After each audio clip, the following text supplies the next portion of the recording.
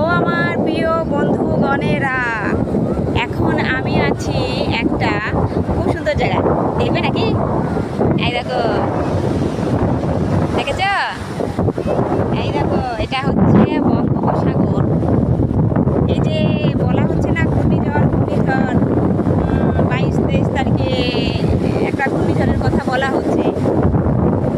তো সেই ঘূর্ণিঝড় নাকি এই সমুদ্র থেকে উৎপত্তি, এই নিউজে শুনছিলাম। তারপরে এখন কতটা কি সত্যি কতটা কি হবে জানি না। এখনো পর্যন্ত এই দেখো আকাশে এখনো পর্যন্ত এই যে আজকে তো সূর্য উঠেছিল, সূর্য মেঘ আছে আর এই যে জল। কিন্তু হ্যাঁ, সমুদ্রটা একটু উত্তাল আছে ভালোই।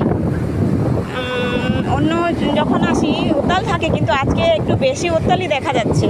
এই যে ঢেউ দেখো, ঢেউ দেখলে বোঝা যাবে বেশি উত্তাল আছে। আর ওই যে আমাদের বাচ্চারা চান করছে, ওদের উঠিয়ে নিয়ে আসি, বাড়ি যেতে হবে।